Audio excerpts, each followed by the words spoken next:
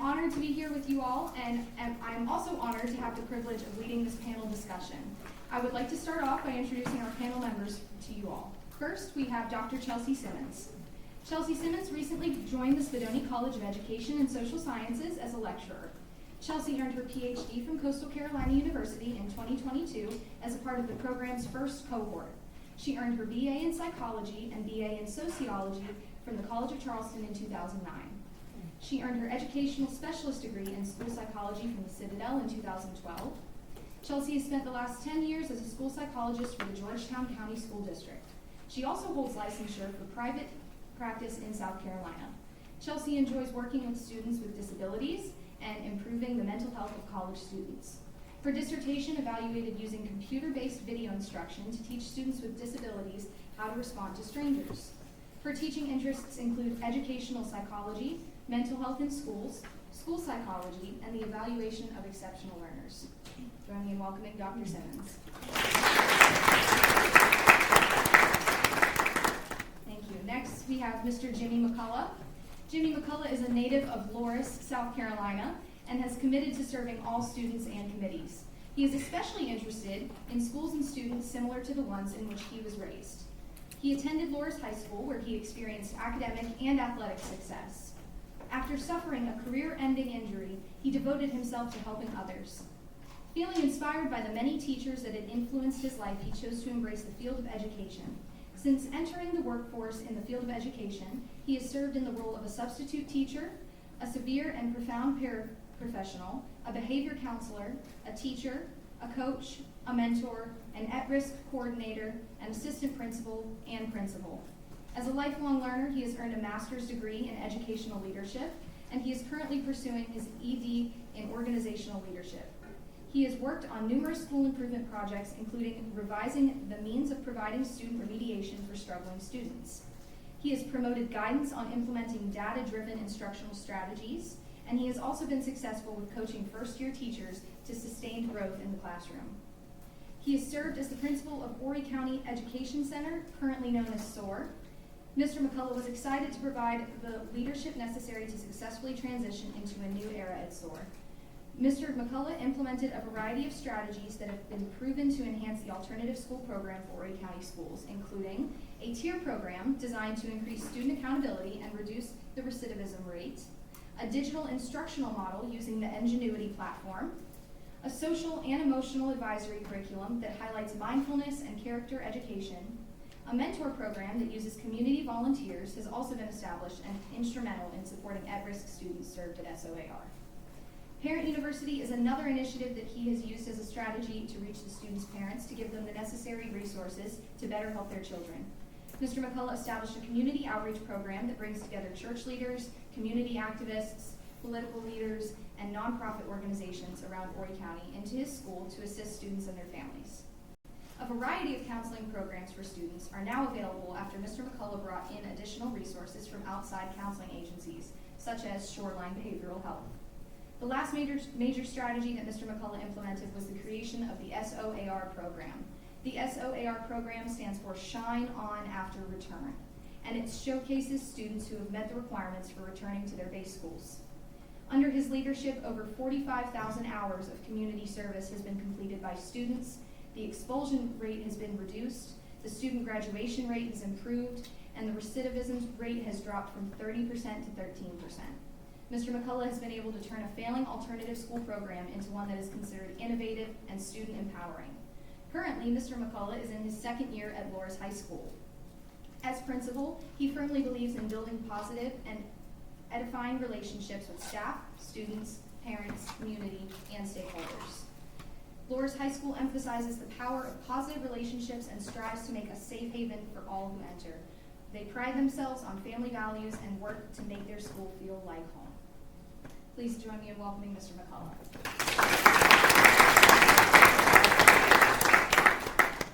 Next, we have Mr. Eric Caputo. Mr. Caputo moved to South Carolina 27 years ago from Pittsburgh, Pennsylvania.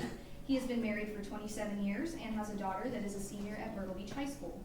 He graduated from Indiana University of Pennsylvania with a Bachelor's of Science degree in secondary mathematics, and the University of Phoenix with a master's degree in administration and supervision. He taught secondary mathematics for 13 years in both the middle and high school settings. His first 5 years of teaching started in Sumter, South Carolina, and he then moved to Horry County to teach another 8 years at North Myrtle Beach High School. He is currently an assistant principal. He spent a year both at North Myrtle Beach High School and Myrtle Beach High School, and he currently holds a position at the SOAR Academy in his 13th year. He coached varsity cross country and track and field. He coached 2 state champion track and field teams.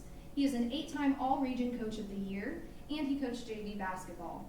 Mr. Caputo's favorite hobbies are working out, watching CCU and Pittsburgh Steelers football on the weekends.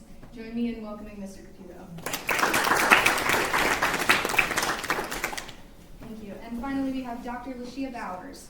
Lashia Bowers is a licensed professional counselor and an alcohol and drug counselor.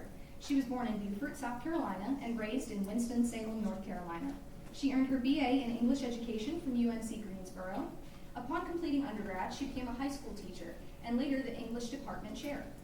While she was teaching, she completed her master's in counseling at Prairie View A&M.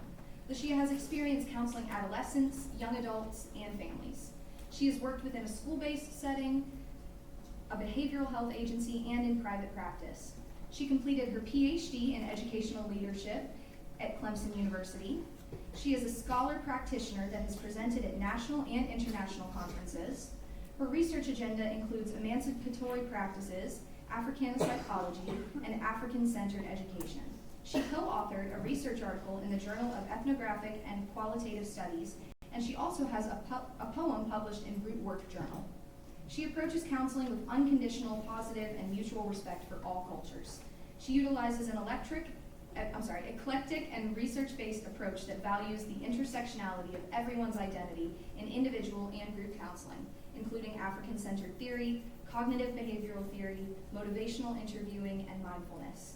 Lashia enjoys traveling, cooking, poetry, and being in nature. Please join me in welcoming Dr. Bowers.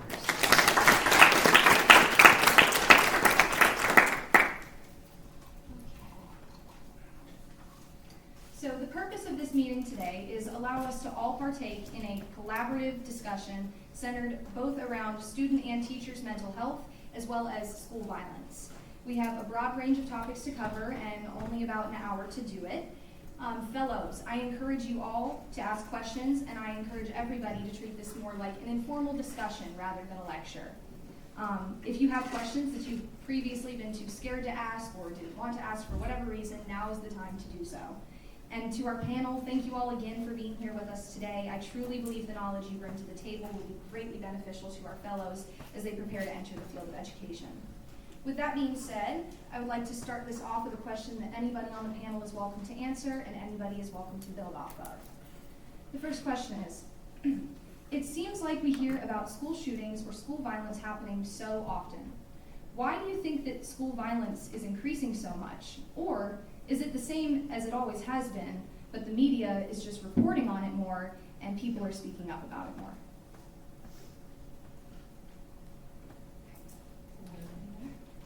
Okay, You go. don't know if I had the right answer, but I'll put my take on. But first and foremost, I think it's awesome that you hear on a Sunday after your homecoming. That tell you our profession in education is on the upside. And I greatly appreciate you for being here and taking the time to hear what we have to say. Just kind of refresh my mind. Do I think that the mental health where you at? School shoot. I wouldn't say that it has always been there. I think that in the last couple of years it's been polarized. I think now with the upswing of social media and you got kids, copycat has always been going on ever since. You can go back to the serial killers and all of those type of things. So I think right now with the state of our kids, I think people want to feel like they want to fit in. And sometimes when in that state of fitting in, it looks as when you have the things that's polarized in the media or on news, sometimes you get that sense of, well, now I belong somewhere or I'm recognized in a way, and it might be recognized in a negative way. But you also have to think that bullying and depression, this has been going on for some time now, and that now our students never had a voice before, and now they see these things that's happening. I think this is the way they try to use their voice, and it's not always in the right way. So I don't think that it wasn't taking place before. I don't think that it was taking place at this magnitude and this amount of students at this magnitude. But I think from an overall perspective, you have so much things that's changed in time. And again, you got more social media, you got people looking for the next article, you got depression, you got the mental state of, you still got family issues that's been going on. So access to more weapons than we had before. So I think those type of things are just transpiring at a higher rate right now. I don't think COVID did us any favors. You know, we always go back to that, but I think we're still seeing the effects of that. I think we will for the next, you know, foreseeable future, honestly, because you had a lot of isolation. You know, there are a lot of studies that said, you know, hospitalizations for attempts of suicide went up during COVID. You know, so think about students who might have had mental health issues before and then they were isolated. So it's kind of like being alone with your mental health, you know, which is never a good thing. You know, you don't have an outlet. And so you maybe see more severe acts towards self or other people. But when I was reading over this question, I think too, and I encourage you guys to always combat what you see on the media with something else, because we do, you know, what sells, that type of stuff. And that's unfortunate, but you think that you see it on the news and it's happening everywhere. Right? It's not happening everywhere. And what you don't see, my husband was just showing me a few days ago about how, I think it was local, they kind of like intervened on somebody who was planning on committing a crime in a school, you know? So you don't see the part where the police and the school officials, and you do kind of intervene before that happens. Unfortunately, that stuff does happen too. So while it's scary, I think that we feel like it's more common. I think there's like statistics that you're more likely to get probably in a car wreck than you are to ever be close to any form of school violence. Something to be aware of, but I do think it's social media, you know, one click and it's all across the world. So that's kind of my sense on it, I feel like. And that's I think we can go back to social media with almost all these questions, unfortunately, of why everything's starting to exasperate. Yeah, I agree. I think the population increase throughout the United States also has an impact on the situation itself. And unfortunately, if you look at data, probably the lack of parent support also at earlier ages, and having more grandparents and that are younger having to take care of the younger generation itself and not having as much support at home tends to have a more likelihood of acts of violence to potentially occur. But I think a lot of it gets inflected by the social media and the media platforms that are available to always focus on the big things to stand out more often. Gotcha. So going off of what you were talking about, Dr. Simmons, with COVID, the next question I'd like to ask is, what is the most beneficial way to help students who have mental health issues because of violence around them from the news or from COVID? I'll jump in on that one. When we watch the news, I know for me, when I was watching the news during COVID, we see mostly negativity. So I purposely started going to a website that was just goodnews.com because I needed to see something that was positive. So I think one way that we can help our students is by encouraging them sometimes to turn off social media, turn off the news if that's what they're getting around them, because what you intake is very important and would have an impact on your mental health.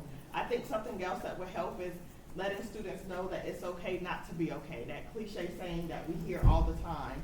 Normalizing the conversation of, this is how it's impacting me, and it's probably impacting you as well. I think sometimes as a past educator, something happens and we just want to go about business as usual, but we need to stop sometimes and acknowledge that what's happening in the world around us does have an impact on mental health, and talk about it, refer out to the guidance counselor or mental health provider on campus if necessary.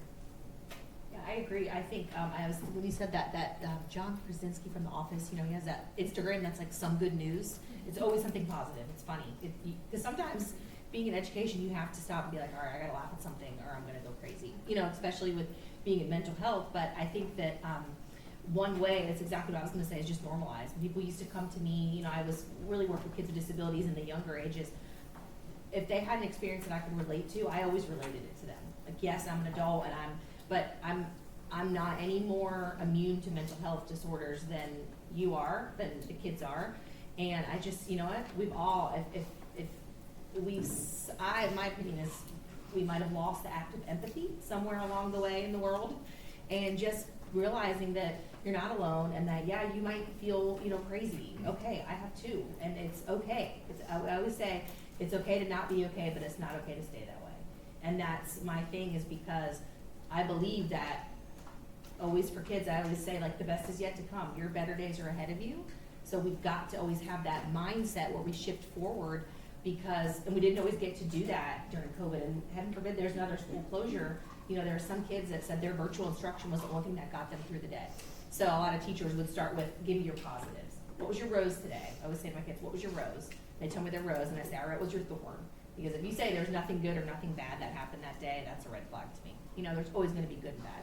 So just kind of using that language in your class, I think, and with your colleagues, can really help just mental health awareness and, you know, kind of like acceptance kind of across the board. So I think those are some things that you just talk about it, normalize it. I know at SOAR Academy, we strong into building relationships, and I mean, that's so easy and simple, just to listen. Make sure you are listening to others when they have things to let go and to say. So building that strong relationships at the beginning stage, so that they someone to feel comfortable with, and just listening and having that open ear and making sure that you allow others to express their feelings. Thank you for that answer. And I'd like one fellow to answer this next question as well, please. This topic was brought up a couple times. The topic of giving students and teachers mental health days. We talked about, you know, keeping their mental health in order, ways, practices to do that. Do you, our panel, and do you fellows think that that's something that our county or our education system should consider? I've actually talked about this with several of my teachers, because there are certain schools that do offer mental health days, but it's in different states, not South Carolina. But I think that we should have them, but I just think it would be pretty hard to regulate. Like, is a student just trying to, you know, skip school, go to the mall with their friends, or like, are they really struggling and like they need help? So just having like a way to regulate it, which I haven't really figured out yet. What's a good way to do that? Gotcha. And what about teachers, teacher mental health days? Any fellow want to comment on that? Emily? I think, you know, growing up, I never even heard the term mental health day till at least middle school. And like, I think one of my teachers mentioned that she gives her child at least a mental health day, like at least once a month. You know, her daughter comes, or son came to her and was like, hey, I need a mental health day. They're like, you're done. And I feel like, you know, as teachers, we all do that too. Like, being a teacher is hard. Like, I'm only in classroom twice a week, and it's hard. And, you know, for people who do it full time, you know, it's harder.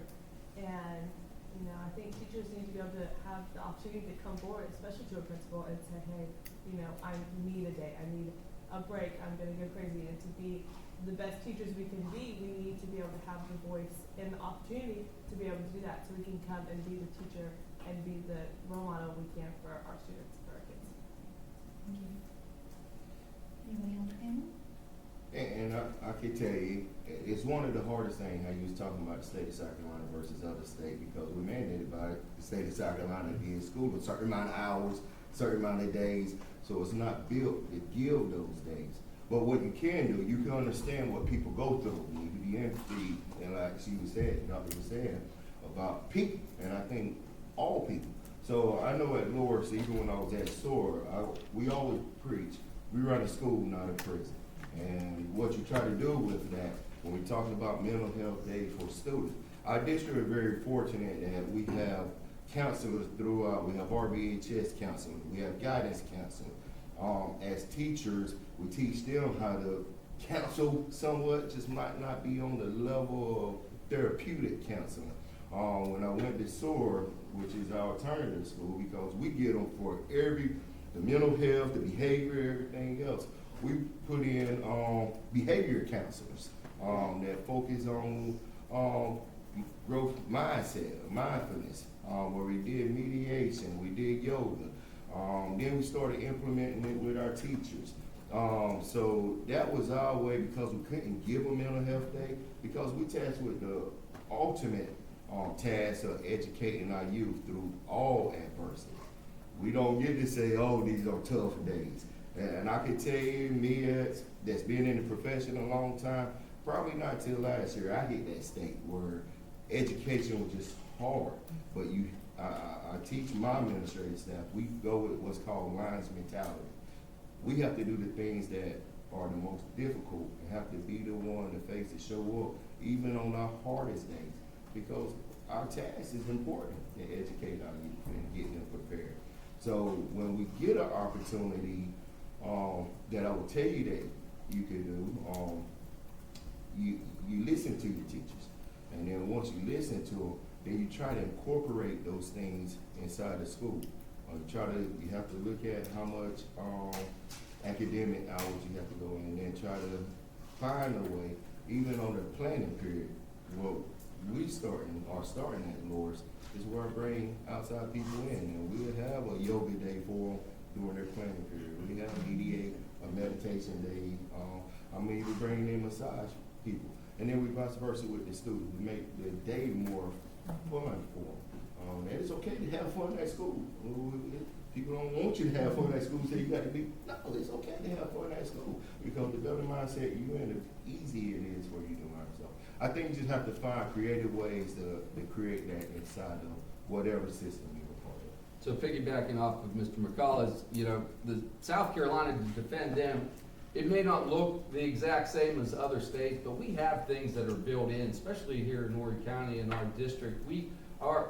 They strategically plan the calendar throughout the year to have specific staff development work days within breakups of transitions from one quarter to the next quarter, where it allows staff development and things to do within the building to help with the mental health of your staff and to get that positive rapport back and going again, that positive mindset, because it is very challenging on a day-to-day basis of there's more and more responsibilities for teachers that are coming up, and it seems like because everybody has more responsibilities and more things going on that we're like, whoa, everybody's forgetting about me. But no, I think we still I believe it's still been built in. It's also South Carolina and in Horry County, we provide teachers an opportunity to have at least 2 personal days per year, up to 4 maximum personal days, which people can take a mental health day during that day.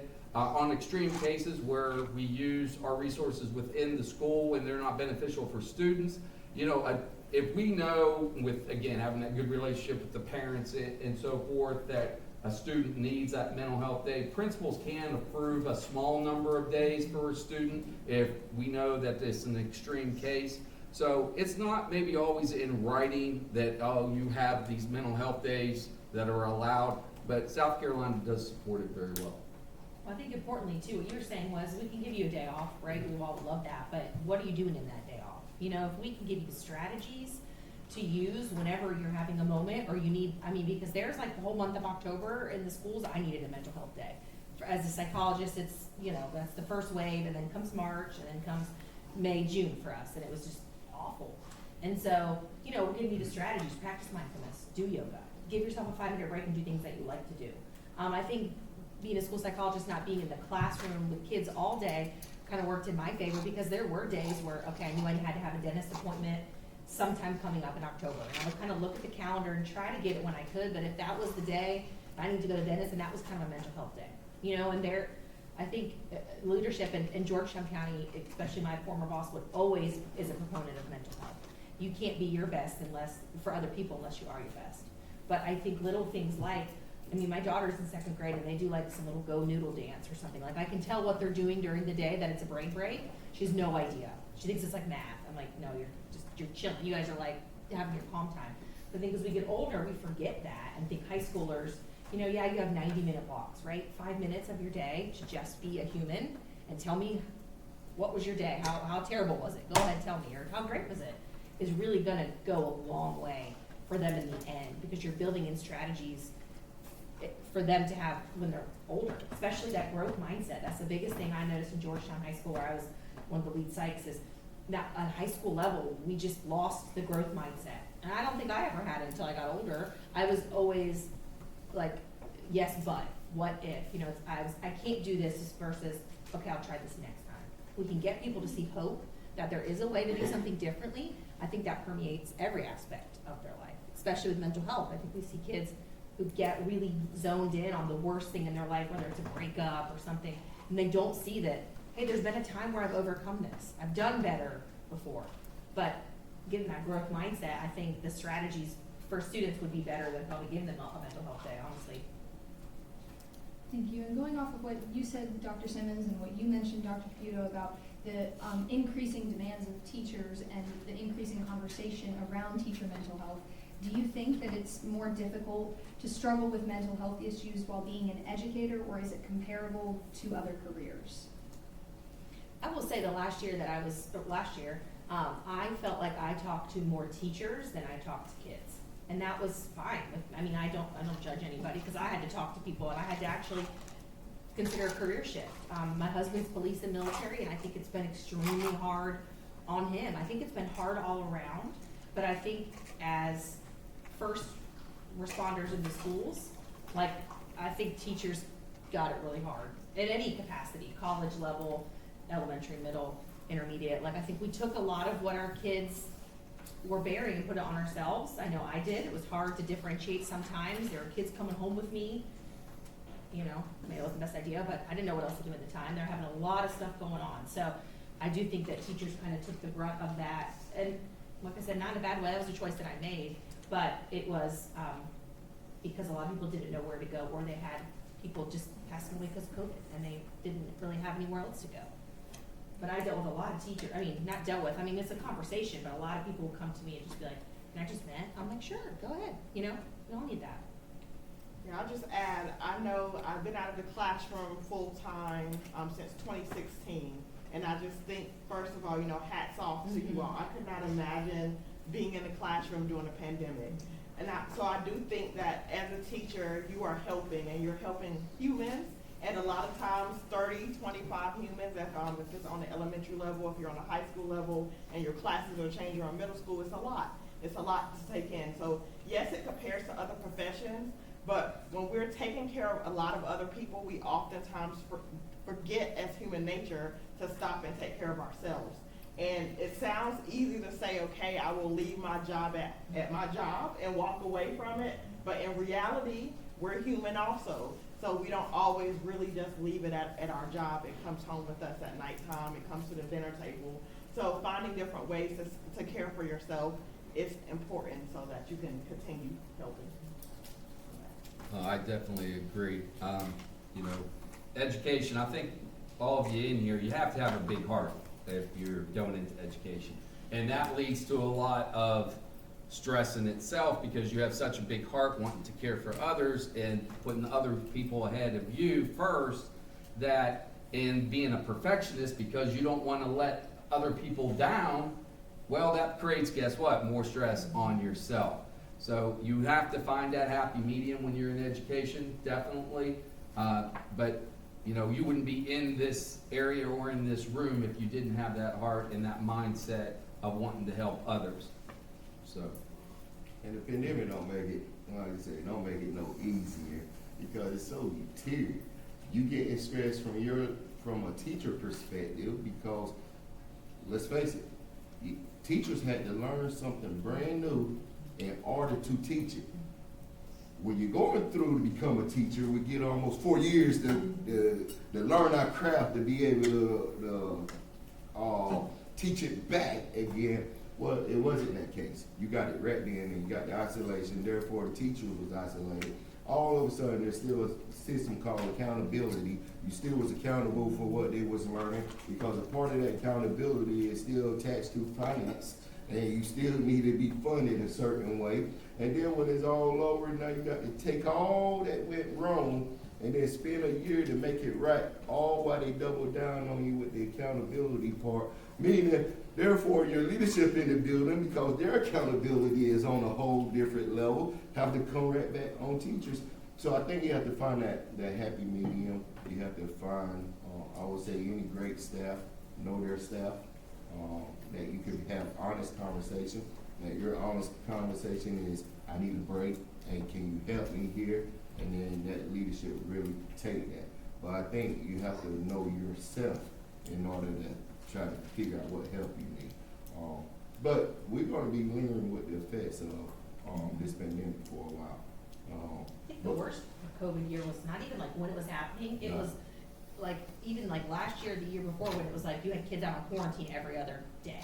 And this was out for 2 weeks and you had to do hybrid instruction in Georgetown County. I mean, at least when the pandemic hit, it was like, we don't have a choice, we all have to go virtual. But then it was, then it was, kids were sick and masks and the lingering effects. I mean, you're just gonna see it, I don't really see the light, in other industries. It's just gonna keep coming, and then it might be something else, resiliency is It's everything. It's key. And you gotta think, we took kids that probably came from a tough home living, that we just sometimes forget about it. It's like, hey, we don't need them at school because we're scared of the pandemic, but we put them back in some of these same environments that was always tougher for them, and even longer now.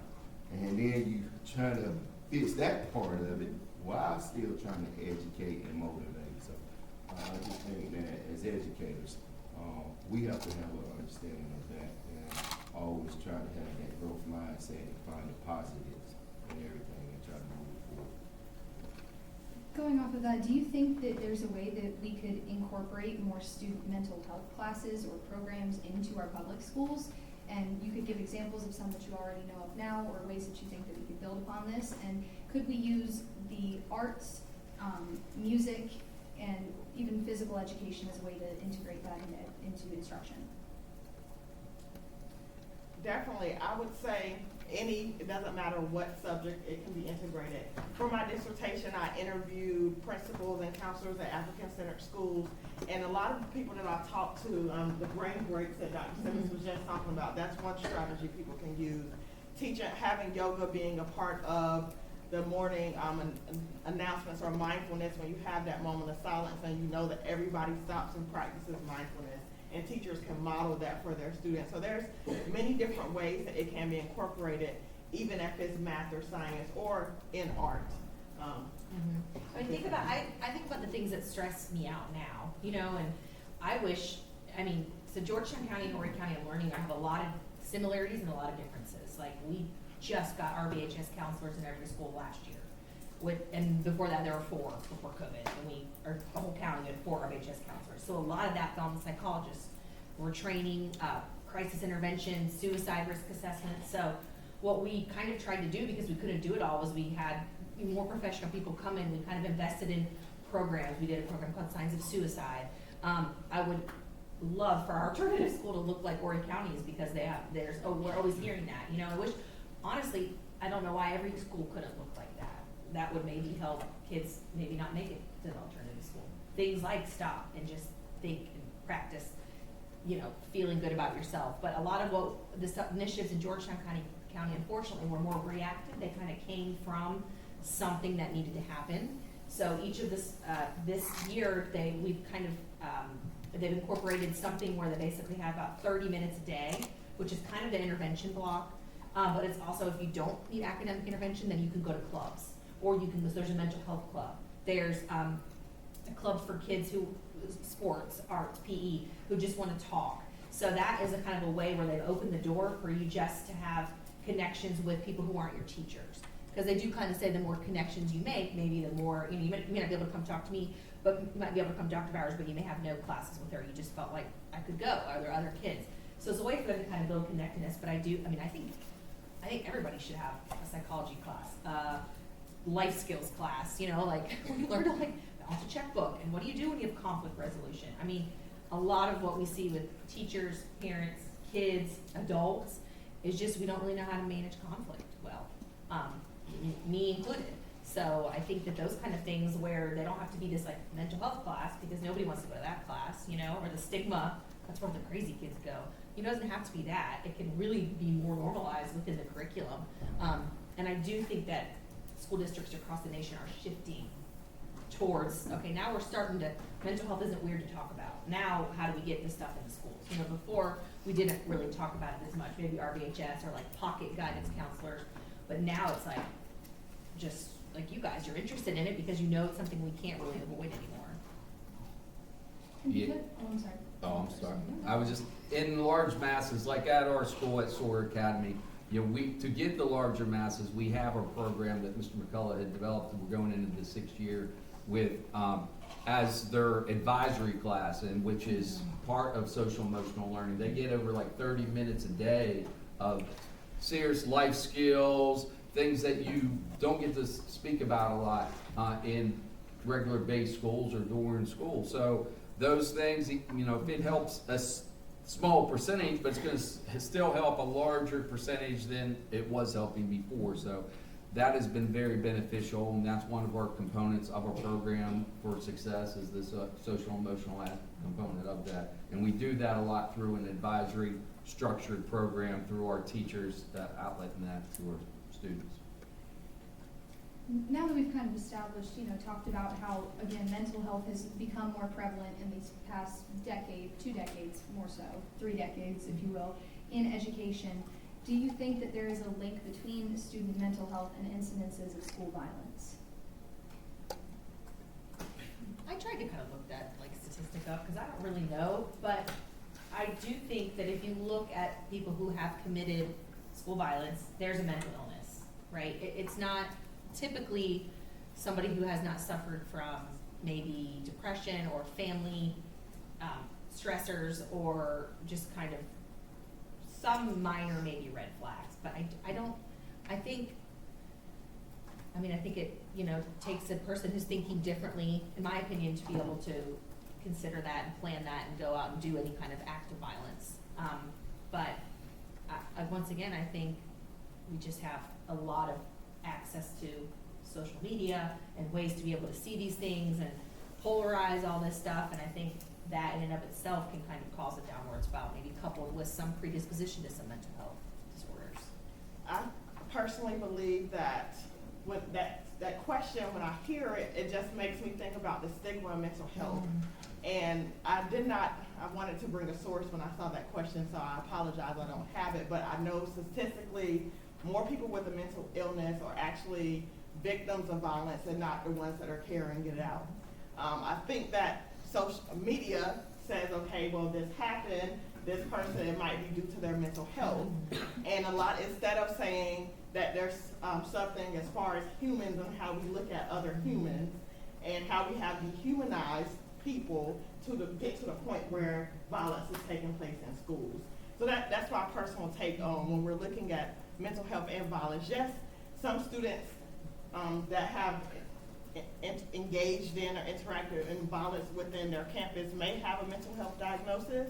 It might be due to depression, it might be due to feeling like they are an outsider. However, stats show that most often that is not the reason why.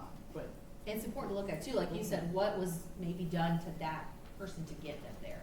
We always say like, well, how could somebody do that? How could somebody do that? And you have to kind of sometimes flip the narrative of what was going on in that person's life that made them think that they would do that. We dehumanize the person, and especially when you look at kids with disabilities. They're more likely to be victims of violent crime. You see a lot of things. I remember there was one time where there was a shooting, I think it was on a military base, and said, oh, well, that kid was in special ed, so that's why they did that. No, that's not. But, I think kind of like what you were saying was, we tend to dehumanize it and not maybe see that there was steps that, collectively as a society, we might have been able to take it as a whole to help kind of prevent that kind of thing. And again, I don't want to put no negative stigma on anything. So when I heard that question, my mind instantly went into school violence. It's so wide range for me, because I think of school violence, aggravated assault, fights. There's just so much that goes into that. And I know the question probably will pose as shooting or the more tragic thing. And I think that if you go with anybody, including myself, if I did something wrong, you could go back in my past and say, what was it related to? Was it the mental health side of him, not having a mother or father, or was these things built up? I can only speak from my experience and how I teach people around me. I think if you ever look at life from doing things from a preventive mindset, and anybody that you walk by, talk to, speak to, treat them like somebody, that one conversation you give somebody might make the biggest difference on what they doing. Because I remember when I first went to Carolina Forest as a teacher, and it was coming off the back of incident the year after they had a school violence situation that took place at their school. And this is when the trench coats, you remember wearing the black trench coat. And I get to this school, and of course it's the biggest school I ever been to, being a teacher. And every day I would see this young man walk by me, and he wore the black trench coat, and he would walk by me, and he would go all the way by me, but he would never take his eyes off me. And then all of a sudden I say, man, I know what, I'm gonna speak to this kid every day. I'm gonna start having a conversation with this kid every day. And I remember the principal coming by, and she said, do you know this kid? I said, no, but I realized once I started speaking to him, he started speaking to me. And he started opening up to me about certain things, and I started treating him. And I modeled my whole career off of that. So I think if we start identifying, looking for the kids that might not know how to speak and start treating them, then I think we could do it. But I think just from where I'm from, I watch kids who never had no problems before get upset and all of a sudden react on the drop of a dime. I was at a school where kids got upset and drop of a dime committed a crime. It just wasn't as big as some of the things that's been polarized. So I don't know if it was the mental health side of them or if they had anger issues from the very beginning, and it just exploded. So. I think the human brain too tries to do something in a whole. So we try to go back, like you said, well, what was this? Oh, it must have been at this time. But like you said, you know, there's some studies that suggest that every human has a propensity towards violence. It's your impulse control. It's how you learn coping strategies. So, you know, I think when we just pretend that like, oh, that person snapped and that's why they did that and they're crazy, I'm not. You know, when we start to polarize, I think we get into a slippery slope. I think like you were saying, you know, when maybe that is how you work with maybe like more violence, a lot of the suicides, on the flip side, suicides I've dealt with have been more of the people that you would have never thought would have done it. So you might walk down and see somebody in a trench coat and think, oh, he's gonna sit down, I'm gonna make connections with him. Because I've done that, but then I've seen the track star, who's most popular homecoming team. So it's important to, you know, do those connections with, like, just be that open person to be with everybody, because you never know who can commit an act of violence. You never know what some person snap or tick. There may have been somebody who's done planning. It's all different kind of things. But like you said, being like just a kind human and doing things that we all want to be done to us, I think can really go a long way. And I like what you guys are talking about, how we're talking about sometimes we dehumanize it and bringing it back to just being nice to people and, you know, trying to treat everybody fairly and with kindness. So I'd like to hear some of you all's strategies on ways that you can help students that you know that are dealing with issues in their personal life, mental health struggles, or ways that you can try and indicate those struggles early on to prevent acts of violence.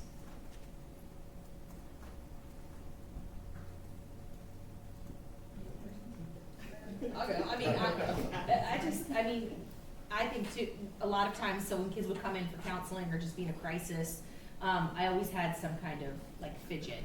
You know, it's a big thing with kids now, like fidget, something to do with their hands, you know, so fidgets, you know, I have like the sensory strategies. I try to explain a lot of times, I'm seeing more and more kids with sensory issues and adults too. So think about this, if you're in a room and the lights are really bright and everybody's talking and you hear the buzzing of the thing behind me and the air conditioner, and then somebody wants you to sit still and do a math problem, right? You're gonna freak out. So any ways that and we're seeing a lot of that. We have stimulation from social media, we have stimulation from the lights, we have all these things going on. And so just sometimes a lot of problems or issues in the class or even mental health issues can kind of be, you know, maybe prevented if you maybe just do some of those easy things, like have brain breaks. A lot of teachers, I've given out like fidget seats, you know, adaptive seat wear can really help kids Because you can prevent a lot of things from getting to where they need to kind of see a counselor, at least in the schools. It's been my experience that, if we give you a fidget seat, that might help you not have as many outbursts. Or if we give you a sensory ring, it may help you keep yourself calm. Or if we just use plain ignoring strategies. I think a lot of it is us as teachers helping, but when kids do get to me, I always have something for them to kind of do with their hands. I don't force anybody to talk to me, and I think we feel like we always have to have the right answers, and you guys might feel like that. I know people who aren't maybe in the mental health profession always feel like they have to make it better right there or say something, and I'm chatty, so that's my nature. But I have had kids come in and I'm like, you just go to sleep and take a 10-minute break. You're exhausted.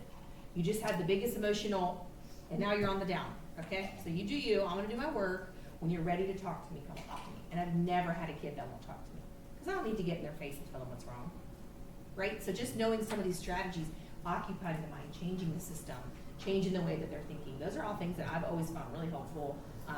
At least the kids like it, they come back all the time for them. But I think that, that's a good strategy when you use with maybe this age kids, but. Yeah, no, I think everything you just said is great, even going back to your rose and thorn that you mentioned earlier. So, really, if they build a relationship, that was said earlier as well, I think all of those things really help. If you have that relationship with them, then you can find out what is wrong, or you can encourage them to go and tell someone what's wrong so that they can get help. But really just creating that safe space, having them feel welcome, where they can talk, they can open up if they need to, and then just letting them know, like, a lot of times, also not taking things personal. Sometimes it's not you that's causing them how they're responding in your classroom. When you look at think about the Maslow hierarchy of needs, sometimes needs are not being met. So finding out what that is can help them hopefully prevent violence, hopefully prevent how they're responding to their classmates. But you create that culture within your classroom. Yeah, and there was a time where a kid came and got mad, and he was mad at me. Like, it was me. I was like, okay, sorry, got mad because I had to do some kind of consequence. And then when he calmed down, we saw like the role that you took in your responsibility. So I think, like you were saying, was just, we don't always have all the answers, but if kids, and as an administrator, I think you probably could attest to this, that the classroom where the kids are most engaged and where there's the least times I ever have to go for intervention or crisis, is not the best always the best academic teacher. It's the teacher who gets his or her kids, it's been either way, males or females, get their kids and just know when to let it go. Like, you don't have to die on that mountain right now, let them have their space in the back and then bring it back. Like, the relationship, my daughter's in a class that, some people were saying, I don't know if that's the best for her. This teacher could have never been better for her because she gets her. She has a relationship with her. The learning will come. I think we focus on education where we're like 100% education and no social emotional. We get kids for 8 hours a day. School 8 hours, sleep 8 hours, home 8 hours. We should be able to do a lot more than I think that we are with the soul of people, because we have to focus on education, but we're raising people to be humans, to be citizens.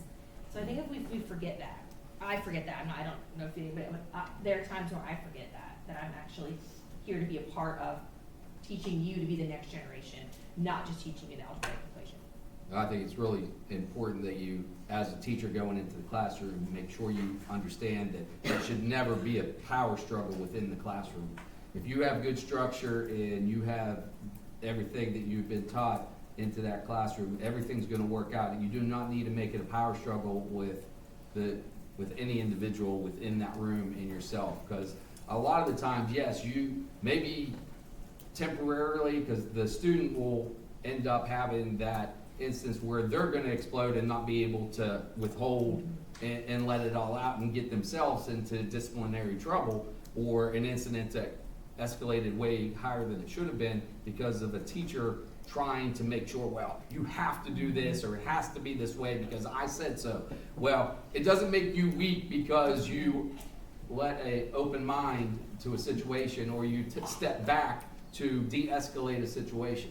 I think in preventative measures only, we have to, as educators, make sure we start any type of program as early as possible for our younger generation, as early as we can get it into the elementary schools and such, for having those programs available for students is gonna help. Because when students get into that middle school and high school level, we can model and try to change, but it makes it that much more difficult and that much more challenging.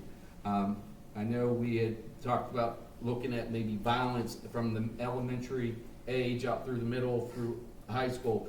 I think there's more physicalness as in hands-on and touching and things that go on actually in the elementary level than actually as you get older. Then as you get older, I think it's more mental, social media and social media platforms with each other that become an issue and a problem. But the actual learning, the physicalness of it, you would think it would be the opposite way around, but more kids don't know how to react to students saying a name or making fun or something. They react physically at a younger age more than verbally and then through social media programs to try to mentally break you down in other areas. So I think our programs definitely have to make sure that when we have those programs in place for support, that they're at the earliest possible stage. There's a really good website, if you guys want to write it down, it's called interventioncentral.org. You ever been, it was big in the school, it's all research-based, so it's evidence-based practices, which is where, we should go looking for supports, but interventioncentral.org is, might be .com, I don't know if it's one of those things, but, they have a tab for academic, and it breaks it down. It's kind of like the Florida Center for Reading and Research, but they also have a behavior section. So you click on that, and it's all preventative. Because I do think, like we said, we're a reactive society, and we like, well, what can we do on the back end? But like all these things that we're kind of saying are things that I wish I would have understood more when I started. Because if I would have implemented these strategies, I wouldn't have really needed a back end, because it kind of would have been in there. And there's some other, there's research out there about behavior charts, and like there's like one thing that's like the day I threw my behavior chart away, all my kids were fantastic, and I kind of tilted that way, and then. Then I kind of shift back and forth, but think about those types of things and know your class, because there's research that says positive reinforcement is so much better than like punitive measures. Like you said, like how I want to say to that teacher, like, well, how'd that work for you? I always just say, you do you, and when you're done you and do, let's come to me. And that's all I need. I don't need to react, because I'm still going to win. I need to win some things as a teacher, but I don't need to win that at that point. Like, calm down and let's go figure out how we can do this together. I'm still going to get you to do the worksheet. I'm just going to let you think you had a choice in how you did the worksheet. That's why I let you do you first. You feel like you got control. Now come back and do it, and I'll give you a reward that I was going to give you anyways. It's like a lot of it is just manipulating your thinking, and then the kids, not tricking them, but it's just setting yourself up like that. But I know that website, one of the best things that they do in my daughter's class is that there's in there, it's called a mystery motivator. And it's like just a mystery reward box. And like if she knows she's getting a sticker, and if she can put her hand in the box full of things she doesn't know what it is, homegirl's gonna do what you need her to do all the time. And it's like, I don't get it. But it's those little things like that you might be able to incorporate in your classrooms or share with teachers when they do have a lot of struggling kids. So that's a really good website. I'll just say this quickly, since you mentioned positive reinforcement. I gamified my classroom because I love football, so I made each of my classes a football team. They picked their name, and they had to work together to get points. So they had to encourage each other. So I didn't have to go and say, hey, Johnny, put your head up. They went to say, hey, Johnny, to Johnny. And I didn't have to. I'm sorry, I just picked Johnny. But that really helped gamifying the classroom. And I'll just give you three words that I would tell you that I follow. First, just listen. It's okay just to sit and listen. It don't matter how mad a person is. They just want to vent. Just sit there with that attentive look and listen. And then the second one I would tell you, don't take it personal. I know we like to say that we can't talk. I've never been rich, but you can put a rich kid in front of me and I bet you I can still relate to it, because I don't take nothing personal. And I can take the joke about me, because I know people say things because they mad. Oh, you big and you this. No, yeah, I am. Muscle. For me, I don't take nothing personal. And then I would say, I say 4 words. Be able to relate. Relate with people. Relate with anyone. A kid coming from any background, even if you're not from that background, be able to relate. And then the last one I give you, be intentional. Because now the power comes with what you say what you would say next. Even if it's giving advice where they go to get help, you have to be so intentional with everything you say. Mr. Caputo then got to sit with me plenty of time. When kids walk in, some of the maddest kids turn down classroom, and they walk in my office, and I just sit there and stare at them. I got you. I understand. I feel your pain. Don't break my football. And I make a joke. I'm a jokester, but I just think if you follow those 4 things, and I tell our teachers this, you follow those 4 things, no situation that you will ever get faced with, that you can't use those 4 methods and I mean, be successful. like, they're upset and they come, like, there were kids that I could 180% not relate to. You know, I'm here in my like Lily Pulitzer dress, and you're like, you know, just so not anywhere near. That's fine, but I would, and they didn't feel like they could relate to me. But I just kind of sit there, say, yeah, I've felt really angry before. You want to hear about it? And I was honest with them.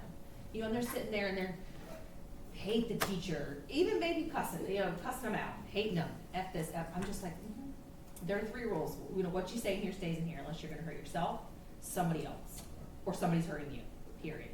You can blast them out. Like, you know, I would prefer you not, but you're upset, and that's how you get it out. I'd rather you do it to me instead of in the teacher's face. But, you know, they're like, oh, I can say that here? I'm like, you can say whatever you feel like needs to help you get out. But then, like you said, I'm going to be intentional in taking what you say and trying to say, I don't know how you feel. I've never got an F and been kicked out of a class. That's never happened to me. But I've been pretty mad before. I've been at this level, and here's what it would look like for me, and here's what I did. It may not work for you, but it worked for me. It's at least worth a try, right? And so you have this kind of constant toolbox of things that you just have to pick from when you're in the moment. And like you said, listening can be the first step. If you don't know what to say, listen to them. And then while you're listening, try to think of things that you can say. Because you're also going to become some of these people's parents, you know? You love what we do. And so sometimes when we stop the teaching part of our job and just the human part and the listening, those were some of my favorite moments. It wasn't when I was giving a kid a test to see what their IQ was. It was when they were in there having a really hard time, and then they used a strategy that I just pulled off the wall that I didn't even know it was going to work for them. And then it worked, and they feel better about X, Y, and Z. So I think, you know, and I'm not a teacher now, but not like in the public schools, and so I don't know, you know, what that's like. But the same, I feel like that was really a useful tool for me, was just to catch it on the front end so you don't catch it on the back end. Thank you all so much. I'd like to open the floor to our fellows for any questions that you guys have for members of our panel. Just anything, Emily? Dr. Bowers, I just want to ask you to be explaining what your rules were when you said. Me or Dr.? Sorry. Sorry, Send you. it. It's okay. I was like, When you said what you do or say in here stays in here, you said you had other rules. What were they? so I have this but I took 3 offices in Georgetown, but each of them are on. I think it might be one now, but it's what you say in here stays in here, and then it says unless you want to hurt yourself, unless you're going to plan on hurting other people, or somebody's hurt or hurting you.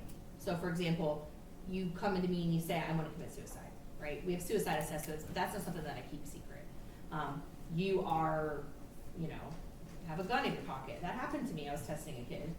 He didn't tell me that he had the gun in the pocket at the time, but he had it when I was testing him. And then it was found out later, but like that I would have obviously said. Or you say like, somebody's abusing me, somebody's beating me.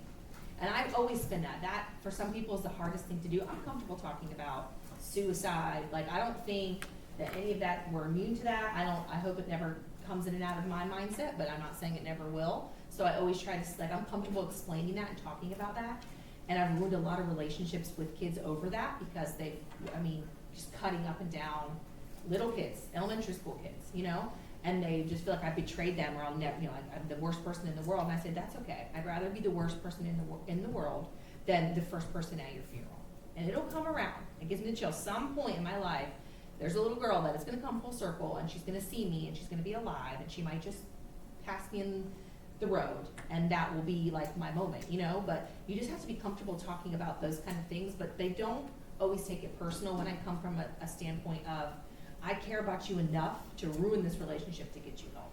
Like, it's the worst on me right now, you know? And I think that's how sometimes we have to go with, be different. Like, you probably have to do some of those things, or you guys do as principals, and teachers, you break trust. But if you say it, it's only because I care about you. It's not because I like to be a snitch. It's not because I want to see you be grounded for life.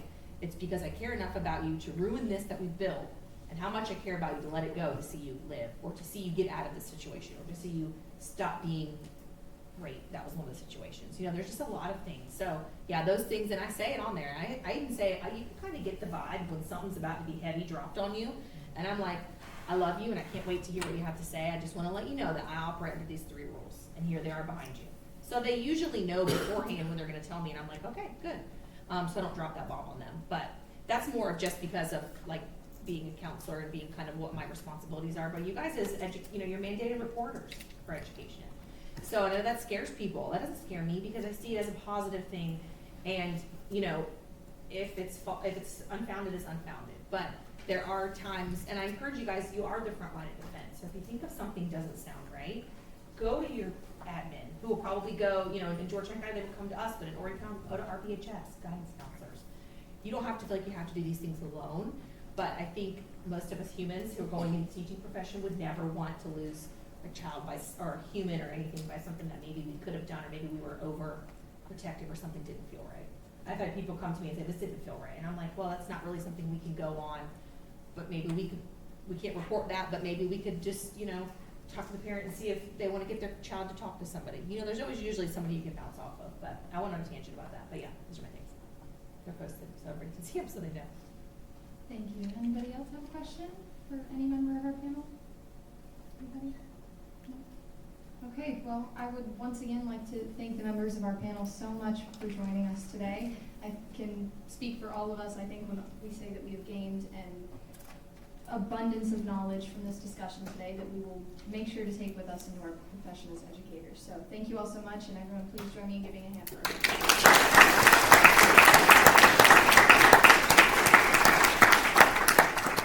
All right, we'll take a, 10-minute break for our business meeting and reconvene. Everyone can get snacks, talk with our panel together. Thank you.